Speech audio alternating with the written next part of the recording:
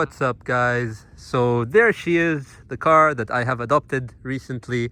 This thing now belongs to me and I am ecstatic with this thing. I wanted a little hot hatch front wheel drive car for so long now. I just didn't know where to go, and I wasn't really familiar with the Abarths that much, but I did get to try one, actually a couple of them, and I immediately fell in love with these things. So I am super happy to call this my own, and I actually got this for a reason. I got this because I want to use it on the road, but I also want to track it, and I'm going to be tracking this thing with the big boys, you know, like the GT3s, even GT2s and stuff like that. So I'm going to be tracking this car with cars that are completely out of its league. But the reason why I got this car is because the package that you get for the amount of money you spend. For example, the whole thing with some modifications, which I'll get into later, this whole package cost me less than 10,000. Now, granted, I am going to spend a bit more on it, so I'm looking at probably reaching the 12 to 13,000 mark. But that is still nothing compared to some of the things that this is going to be tracked with. Another thing I will say about this car is that it is so cute. It is adorable. It is just like a little mouse, but a mouse that thinks it's a lion, and because it believes it's a lion, it actually does some of the things that the lion can. It's so beautiful. I'll get into the details later, but for the condition of this thing, this is a 2013, and I absolutely am, in love with it. I do like the features. These are freshly powder coated wheels that are in red.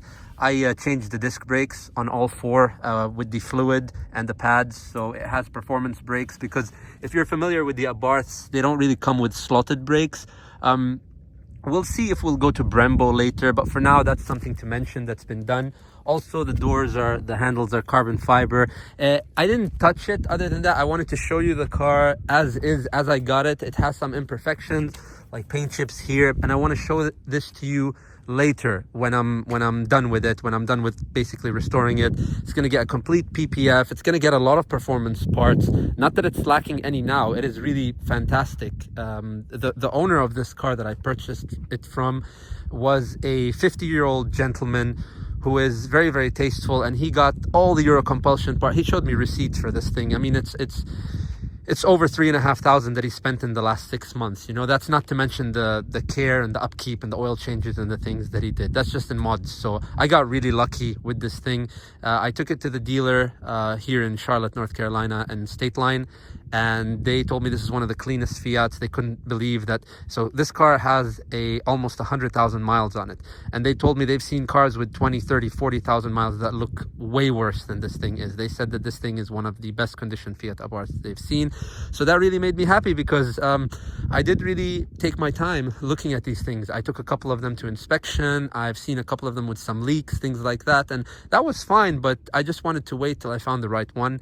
And this one popped up, and I'm so happy I waited. So good things come to those who wait, I guess. So let's see the interior here. I'm going to show you. Also, another thing that I really love about this particular Abarth is the red leather interior. It really looks ahead of its time. I mean, you wouldn't think that this is the interior of this car, but it is. I will say though, some of the carbon I've added, this is real carbon fiber, so I'm changing that. I want to make the wheel, I need a wheel specialist to give me a 12 o'clock yellow or white stripe with Alcantara to replace the leather, because I don't like tracking cars with leather steering wheels. It's fine because the gloves have these sticky things on them, but I like suede or Alcantara. It's much more grippy and much more safe when you're on track, so especially when you're wearing gloves. But yeah, let's get into it. It's a 3-pedal 5-speed manual, and that is the best part about this car. It is a manual Abarth, because they do make these things with like a automatic. I don't know if it's a DCT.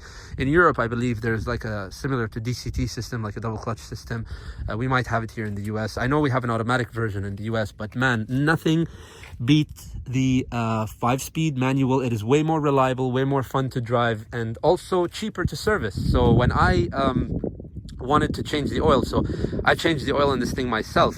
Apparently at the dealer they charge you $300 to change the oil on the manual, but if you want to change the oil on an automatic, they charge you $800 for an oil change. So that's insane, but dealers will be dealers, and that's the way it goes. But yeah, let's just admire this little tiny thing. It's just so cute, and funny, and it's really aggressive. It's a sporty car to drive. You will not understand how good this thing drives until you get in and drive one of them. And the main reason I got this car is because, I have my own race car for the track, but tracking a race car requires a heavy budget. An actual race car with the full-on race tires and race fuel and technicians and things like that. So you really have to be, I would say, one, very well off to access that, and it makes motorsports not accessible for everyone. But with something like this, you can access the track, you can go to regular track days, you can just slap some slick tires on it or semi-slicks and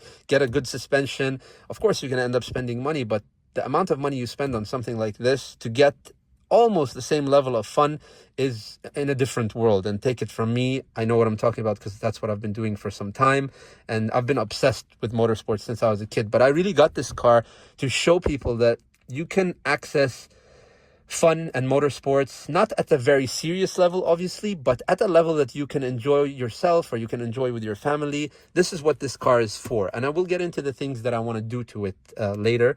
But just for now, I'm just really, obsessed with how good this thing looks. And the gearbox, let me tell you, the way this thing changes gears is so dreamy. I put the Motul Gear 300 oil. I did notice that makes a difference, a little bit of a difference, because when I first got it, first things I did were change the oil, engine filter, and the transmission fluid. And it does shift a little bit smoother. I did notice when I first got it home, every time I would put the clutch, I'd need to wait a little bit before I put it in reverse so it doesn't grind a little bit. Now with the Gear 300, I don't know what it is, but it seems quicker. Like I can clutch it in and go hit the brake and go straight to reverse without any grinding or binding of the gears. And the linkages also seem in great condition. Some of the Abarths that I've been in, when I check the gearbox or the gear shifter, I mess with it a little bit and it's like saggy and droopy and it drops to the left or to the right. This one is dead center, like you can't move it. So that shows me that the rubbers and the bushings and things like that, and the linkage specifically that needs to be changed often, is in great shape. So that made me happy. Another thing that I did actually just yesterday is at the dealership, I changed the, out of precaution, because I'm still not there yet. You usually change the timing belt of these things at 150,000 miles. Or, in my opinion, you change them when you feel like the car has spent a lot of time, like for example, 2013, we're 2025 now. So this thing has some years on it. So I went and I changed the timing belt immediately, along with the flush of coolant, brake fluid, and the multi-air filter, because that's like a $20 part that can cause catastrophic engine failure if you don't change it, if it blocks up. So rather be safe than sorry. I changed everything: timing belt, tensioner, water pump. I even changed the thermostat. I put the new plugs myself and the new coils. So yeah, new filter as well. This has a new filter here. But yeah, let's get into it. So here's the Euro Compulsion intake. This thing makes a great noise. It has the Turbo Smart blow-off valve, and it has also an aftermarket wastegate, stock turbo, and it is pushing around 200 horsepower right now as is. I did speak to Euro Compulsion, and they said that when I'm ready, I can basically get a big turbo kit here and get the injectors, get the bigger cc injectors, and this thing will push another 30 to 40 horsepower. So that's awesome if that's the case. And I don't even know how much it would push with an exhaust, and if you lighten it, I do plan to put a roll cage inside, because I don't think you want to track any car without a roll cage. So we are getting a rear seat delete here. We're gonna get a rear seat delete and put I was thinking of a roll bar, at first, but then I started thinking that I'm gonna track this car quite often. Honestly, I'm gonna be enjoying this thing. I'm gonna be taking it to the track and just having a blast with it. So I did opt for a full roll cage, because the more you track, if it's a roll bar and you're tracking maybe once every 3 months or 4 months, then that's fine. But if you're gonna probably take it once a month, I would invest in a full roll cage. I don't want to get the ones that have the sidebars from here because I still want it to be a daily car. And the best part about the Fiat 500 Abarth is that normally on a lot of sports cars, when you want to track them and you want to put the 6-point harnesses or the 4-point harness or whatever, if you want to put harnesses on the car, you have to change the seats. On this one, these aren't going to hold you like a bucket seat, so I'm not expecting anything fantastic of them on the track to kind of support me, but you do have these holes for the harnesses, which is absolutely great, and that's just, you know, saves you money on getting a seat. Now granted, if you really want to go full hardcore, you're going to want the bucket seat, at least for the driver's side, and you can get them now, you know, the Alcantara companies, you know, you can get Sabelt or Sparco, and you can have them custom make the red not leather but red Alcantara. So even if you put an aftermarket seat on the driver's side, it can still be any color to match whatever interior you have. But yeah, I'm gonna shut up now. I'm just really excited about this thing, and I haven't been excited about a car. Honestly, this car is the price of the wheels on some of my other cars, and I'm more excited about something like this that's affordable and friendly than a lot of the other cars that I've owned, you know, whether it's the supercars or the sports cars or whatever, or the classics. This is something I really like because I feel like a lot of people can access this and can enjoy this, and that's the really highlight of this car. I will say I'm kind of sad because, you know, these were discontinued in 2019, which absolutely sucks. They still make them in Europe, they still make them for the Middle East as well, but unfortunately in the US, the 500 Abarth has left the chat in 2019. So I do think these things might even go up in value because honestly, I've driven lots of stuff, and driving this really makes me smile, makes me laugh, makes me giggle. The turbo noises, the way it just points that front in, and I don't know if it's because the lowering springs are stiffer or anything like that, but this car really drives very, very good. It drives so good, and I love being able to have a front-wheel drive sports car. I really wanted that. Like, I've always looked into the Civic Type R, which I might get as well, but just for now, I wanted something that's a bit lower in price, something that's, you know, really accessible for the majority of people, because even the Civic Type R these days, those things are being sold at 50 grand at the dealer, and it's not something that, you know, your normal citizen can afford. But something like this is easily affordable by a lot of people. I'm not saying that it's cheap, I'm just saying that the barrier to entry is not like the rest, and that's what I love about it. Anyways, like I said, I'm gonna shut up right now and we're gonna take this thing for a spin. Thankfully, we have these beautiful private roads to kind of doodle around with, and we're not gonna go crazy, but I just feel comfortable now because the timing belt's been changed, all the good stuff has been done, service complete, so I'm not really worried. I can drive this thing with peace of mind now. So let's get to it.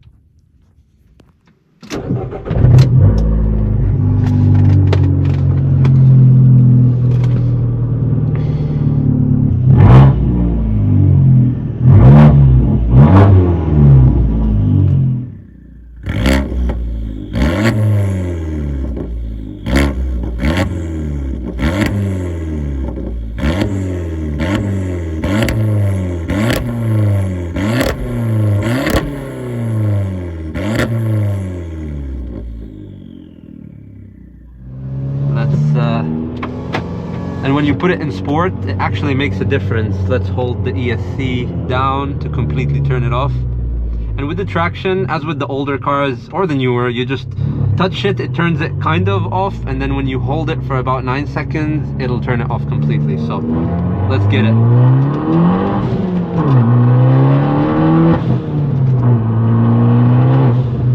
Hear that blow off sound?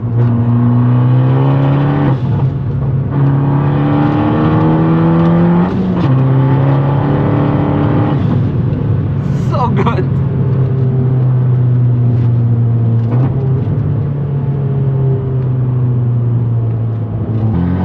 Boost.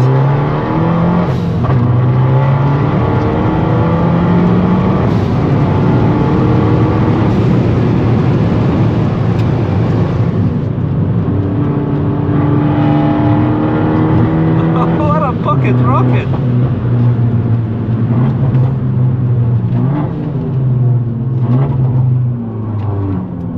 Fantastic, absolutely fantastic. This car is so freaking good.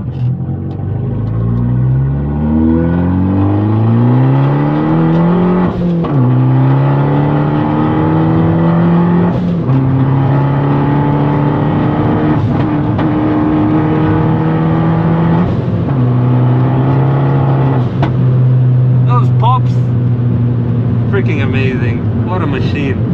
It's really so nice, so friendly and enjoyable to drive. Love it, absolutely love it.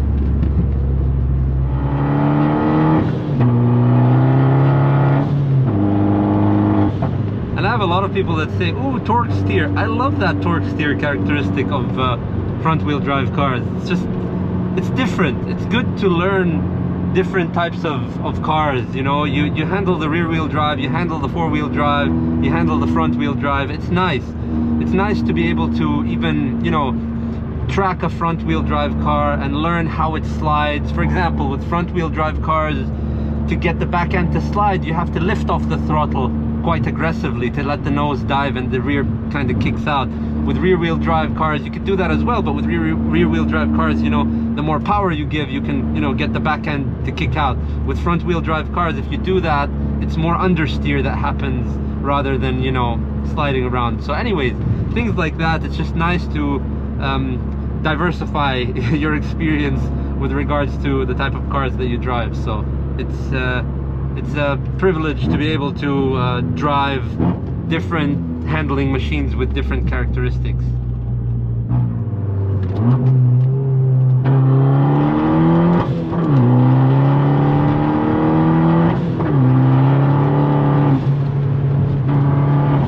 What a little pocket rocket. So good.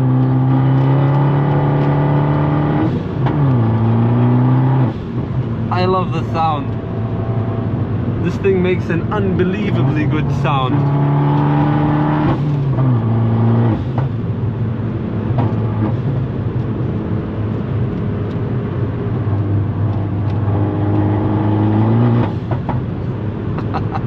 That backfire. And the sport button on this car actually does make a difference. A lot of the cars just have it, not for show I would say, but it messes with the steering or with the just the sound of the car. With this one, it really makes it a lot more lively, a lot more racy, a lot more aggressive and responsive. That's the key word. So yeah, so now I'm just gonna cruise in it with no sport mode on, no nothing, just pure. The only thing that's off is the traction, and I'm gonna drive it normally.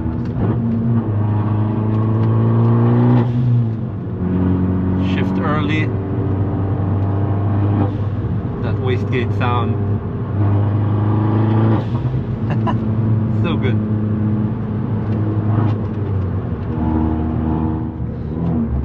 So what's great about this car is the aftermarket features that it has.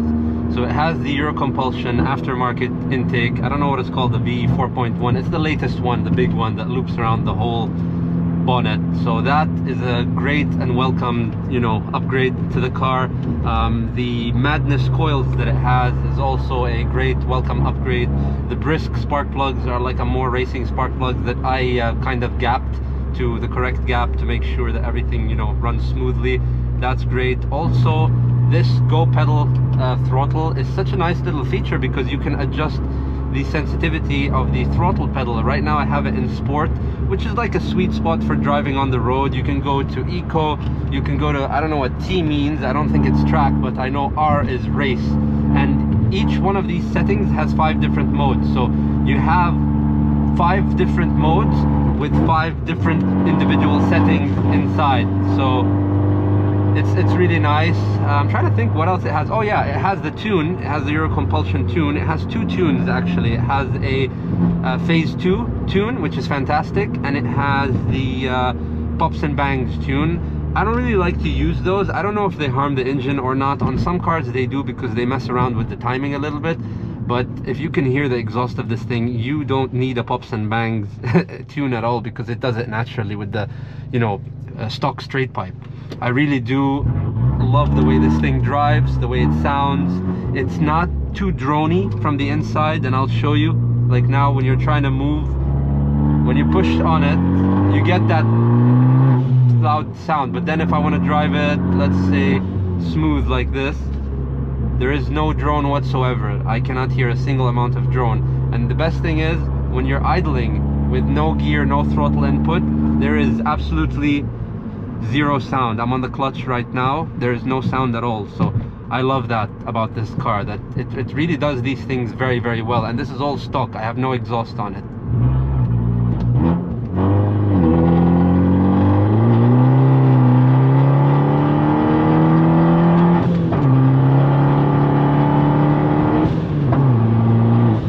What a beautiful sound. I love the boost gauge as well. FYI, the boost has been upped a little bit compared to stock.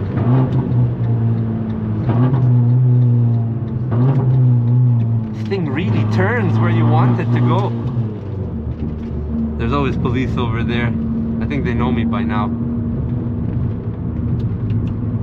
What a beautiful machine. Another thing it has that I forgot to mention are the lowering springs by US Spec. They're welcome too. They really give the car a better center of gravity and a nice, you know, looking stance. I will say that the OEM shocks of this car are not the best. Also being that this is a high mileage car, relatively high mileage, you know, for the age. It's probably that the shocks are kind of sagged. So I would definitely be looking, since I'm going to track this car, I'm going to be looking at the Bilstein B14 or the KW V3. I love KW, but the only ones I would consider getting are the V3 because of the adjustability. I would really like some input on the V3s versus the Bilstein B14. I know it's not a fair comparison. You're supposed to compare the B16 kind of to the V3, but I don't think they make these anymore. And because I've driven a few Abarths that are stock, ones with intakes and aftermarket blow-off valves and things like that, like this one has the Turbo Smart, it makes a world of difference with regards to the sound and the characteristic. You really do feel like you're driving a baby rally car, and that's amazing. Amazing because of the price that you pay. You don't expect to have this much fun in something like this, but you really do. And the interior is stunning, and I've seen some people on YouTube, you know, if you really want to build the engine of this car, you can forge the internals, you can get a full custom, you know, header system with a turbo intake as well as a bigger turbo. Some people have pushed this car over 350 horsepower, and for the most part I've been watching their videos for years, so I think that it's reliable. I can't speak myself because I've never tried it, but if you can get this car to be 350 horsepower with a built engine and reliable, chapeau to you, because that's awesome. This car weighs nothing.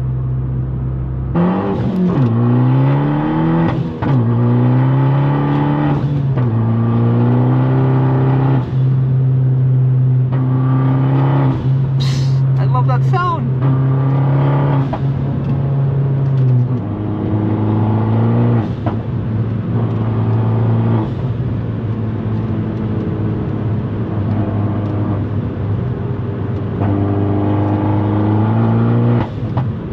See the turbo gauge, the boost gauge?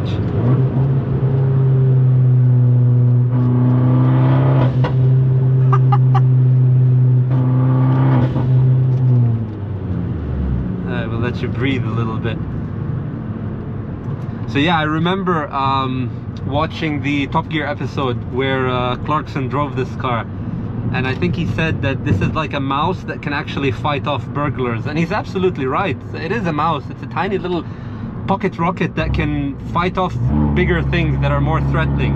I can't wait to see what this thing will do on the racetrack, specifically a racetrack that doesn't have too much straight line speed, because that's where this thing will suffer compared to, you know, the Corvettes, the Camaros, the Porsches, all that type of stuff.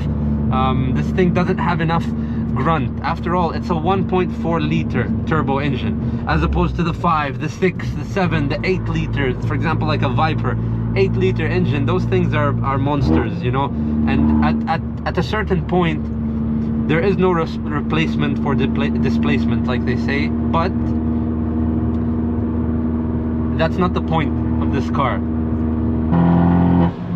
The beauty of this car is that you don't really have to drive super fast to where you're gonna go to jail to have fun. This car makes all the kind of right sounds with the right sensations at a modest 60 mile, 80 mile an hour, you know. I mean, depending on which road. I'm not saying 80 is legal, but that's a nice kind of speed. It's not slow, but it's not, you know, crazy fast to where anyone's gonna notice you to be like, all right, that's it, he's going to jail. And on country roads like this, it's just phenomenal. So cool. Such a happy little mouse. And I'm not saying you can't go fast in this thing. By goodness, you can corner at speeds where other cars cannot. You can really corner very, very fast with this car. And yeah, at that point, you're definitely getting in trouble. But you can have fun with this car without breaking the rules.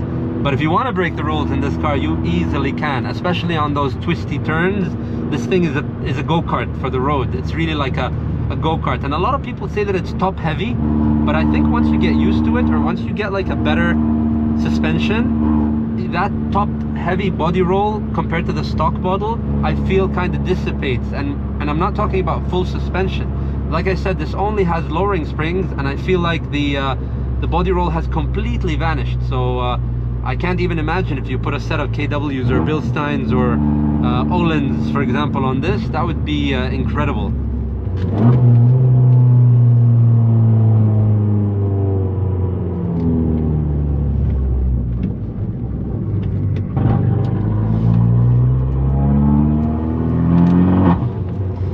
That sound is just phenomenal. You feel like you're driving a baby rally car or something. Whoa, that is a big Falcon. Holy crap. Look at that, look at that, look at that. Look at that right there. Look at that. Beautiful. So after driving this, I had a feeling that this little monster can drift around or slide around, or at least front wheel drive drift, where you use the handbrake and then you transfer the power to the front wheels to keep you going.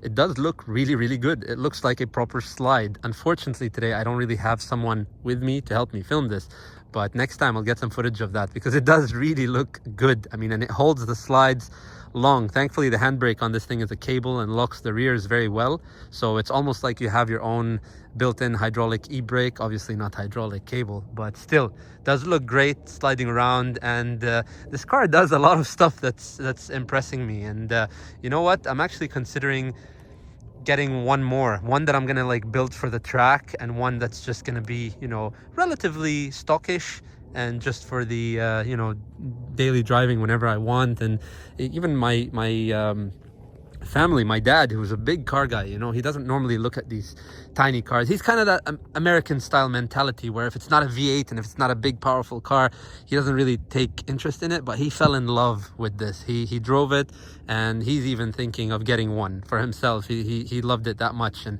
I really do think these cars, especially in the US, are not really understood because they're small. They're misunderstood. They're not really, again, 1.4 liter. Who gives a shit? Like that's not even a milk bottle, you know. It's too small, 1.4 liter. But trust me, this car does pack a punch. Especially put a little bit of effort and time into it. Nice tasteful mods here and there, and you'll have a great driving machine, and you won't break the bank. That's the best part.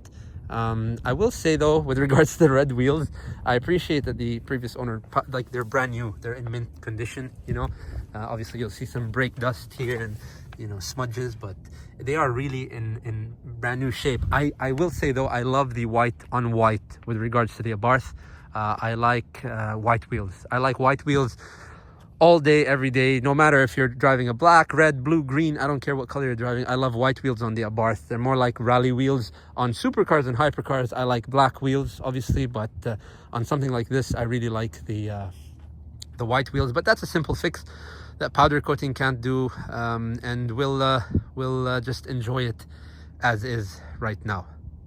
Okay guys, so that's it for today's video. I just, you know, wanted to show you this 500 Abarth because I'm just excited about it, you know. It's a very budget friendly sports car that you can, you know, sky's the limit with this thing. And again, just very happy with it and wanted to share it with you guys. And again, for the Abarth guys out there, or girls that know a lot about these things, you guys, please, I'm looking for advice with regards to the suspension.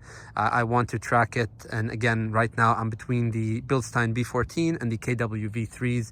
I hear good and bad about both, and everybody has a different opinion. So if you guys would advise me, I appreciate it. Again, I'm going to keep doing my own research. Probably within the next month or two, I'll decide which one I want to have. But yeah, I'm looking forward to having this thing with a good set of suspension, roll cage, harnesses, and some full slick tires, either from Michelin or Hankook, just proper race tires. Other than that, maybe just, you know, later on down the road, get a bigger turbo, bigger injectors, up the tune a little bit, and hopefully hit that 240, 250 mark that they say. And yeah, that's it. As far as exhaust goes, I'm probably going to keep it as well. But anyways, guys, that's it. Hope you guys enjoyed the video. I'll see you guys next time. We'll definitely post more about this car as time goes on. Ciao, guys.